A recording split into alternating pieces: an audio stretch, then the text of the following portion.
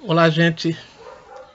Como nós já dissemos em outros momentos, uma das finalidades desse nosso canal, Africanidades Conectadas, é justamente socializar, para além da academia, as pesquisas que nós realizamos ao longo da nossa vida de historiador e pesquisador com a temática África e diáspora.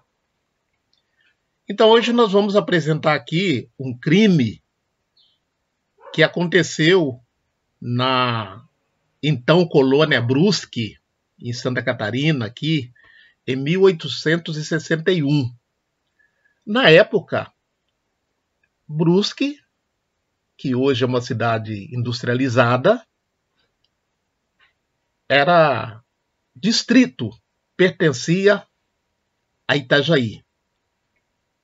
Posteriormente, Brusque ficou conhecida também como berço da fiação catarinense, devido à tecelagem, né? Então, nós estamos no dia 7 de agosto de 1861.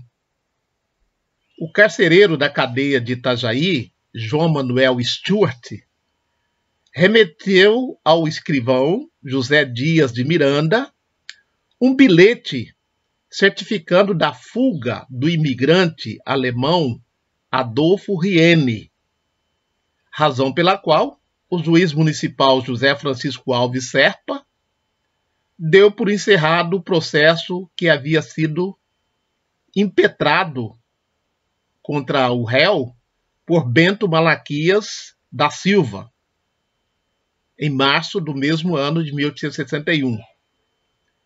Qual o motivo pelo qual Bento Malaquias, dono do escravizado Miguel, processou o imigrante Adolfo Riene?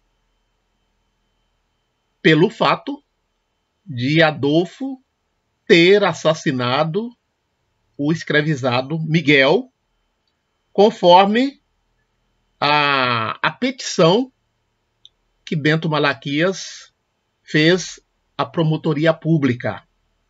Vamos ler um trechinho aqui dessa petição. Abre aspas. Diz Bento Malaquias da Silva, morador nesta vila, no Rio Pequeno, no lugar denominado Limoeiro, distrito desta vila, tendo justos motivos para queixar-se contra Adolfo Riene, natural da Alemanha e morador na colônia Brusque. Convém fazer por esse juízo e para a sua presente queixa lhe seja tomada, possa instruí-la segundo as exigências dos artigos 78 e seguintes do Código do Processo Criminal.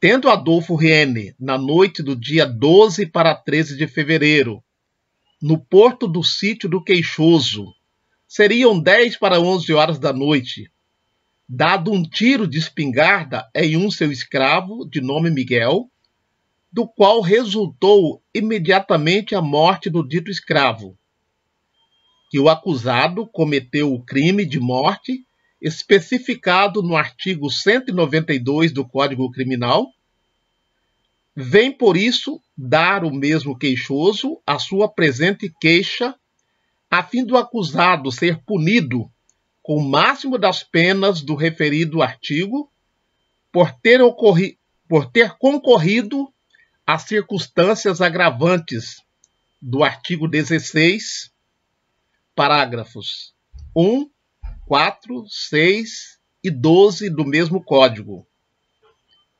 O queixoso, jurando ser verdade o quanto alega, avalia o dano causado em 1 conto de réis e oferece para testemunhas Manuel Alves de Andrade, Isidoro Antônio da Silva, Maurício Antônio Gonçalves, Luiz Custódio de Jesus, Joaquim escravo de Dona Úrsula Maria da Conceição, Vicente, escravo da Dona Angélica Marques Pacheco, José Zoncódio e Jacinto de Melo.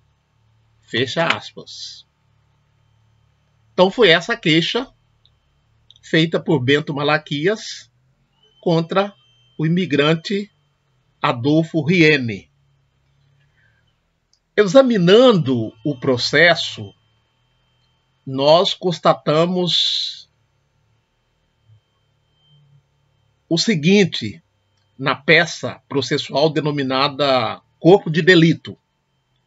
No exame de corpo do delito estava escrito o seguinte, abre aspas: após o exame, os peritos concluíram que de fato houve a morte do escravo de Bento Malaquias, provocado por um tiro de espingarda, tendo encontrado porções de chumbo no pescoço e nas costas do escravo Miguel.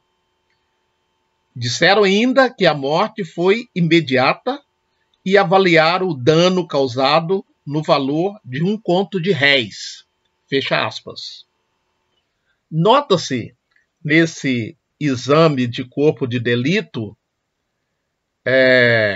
realizado pelos peritos José Pereira Liberato e João Mauriço Chacon, que o tiro foi dado pelas costas de Miguel. Quer dizer, parece ter havido aí uma tocaia do Adolfo contra o escravizado. Ouvindo as testemunhas, vamos ter mais elementos para nossas análises. Antes de ouvirmos as testemunhas, é preciso dizer que esses dois escravizados que testemunharam, a testemunha deles, o relato deles, não tinha o mesmo valor que o relato das demais testemunhas, pelo fato deles serem escravizados. No Código Criminal, aceitava-se, permitia-se o testemunho dos escravizados, mas apenas na condição de testemunhas informantes. Quer dizer, havia uma hierarquia, né, na ordem das testemunhas. A testemunha que mais valia, vamos dizer assim, era a testemunha do livre. Então, na condição de escravizados, eles só podiam testemunhar como informantes, ou seja, não juravam dizer a verdade, somente a verdade, nada mais que a verdade. Então, a primeira testemunha, Joaquim, que tinha 54 anos de idade, casado, que era lavrador e era propriedade da Dona Úrsula Maria da Conceição.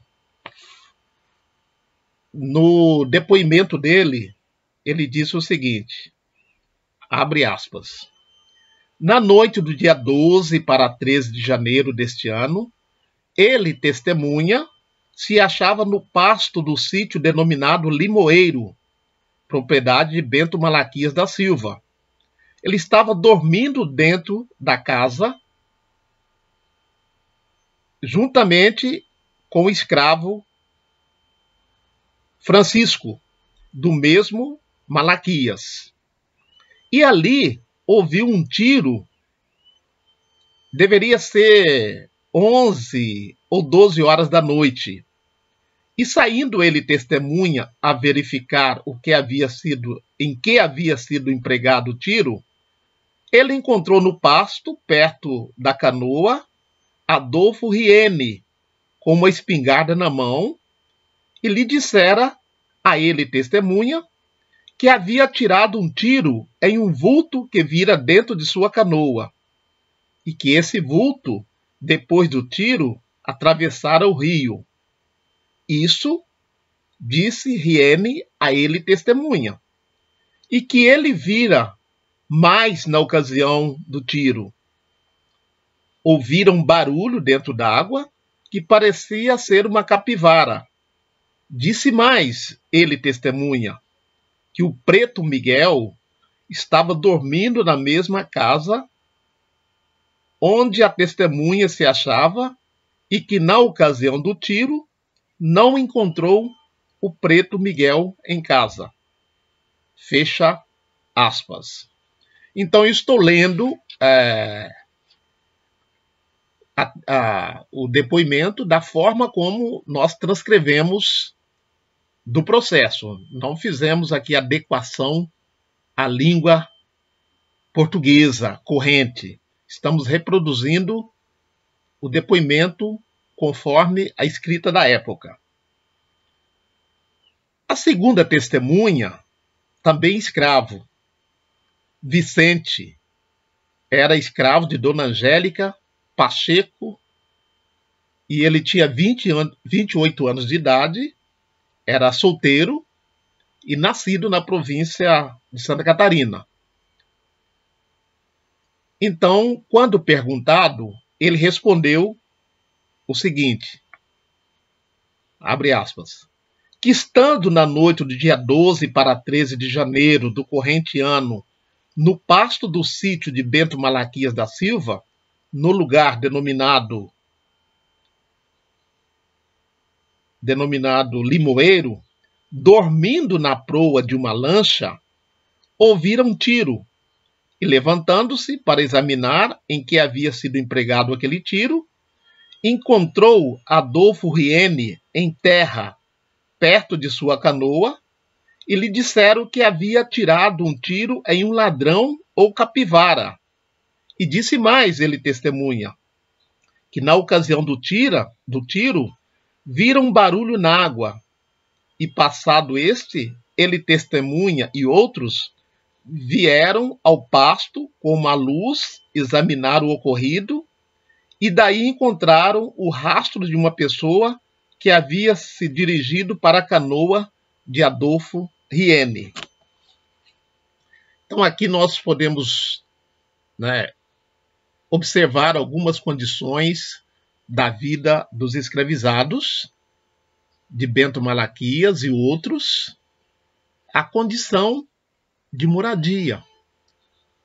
2 deles estavam dormindo dentro de uma casa, de um barraco, mas esse terceiro estava dormindo na proa de um barco, talvez para cuidar do barco, talvez por não ter outra opção, onde dormir. São suposições. Uma terceira testemunha, Maurício Antônio Gonçalves, de 29 anos de idade, lavrador, solteiro e morador na localidade do Rio Pequeno. Ele disse que se encontravam na casa de Maria Francisca, nas imediações onde se deu o tiro, e saiu para ver o que era. Diz ele, abre aspas, nessa ocasião, ouviram um barulho na água, que supunha ele testemunha ser o escravo Miguel, que não se achavam em casa na ocasião do tiro. Disse mais, ele testemunha, que seguindo no outro dia para a colônia Brusque, só voltara passado 2 dias e o escravo Miguel até então não havia aparecido. Fecha aspas. Então, pelo que notamos,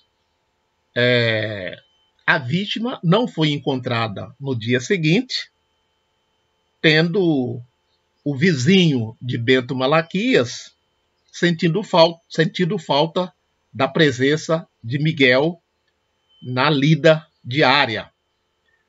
É preciso dizer também que o processo nos aponta que Bento Malaquias estava acamado, estava doente. Por isso que ele não aparece aqui nas primeiras páginas do processo, porque ele estava em convalescência.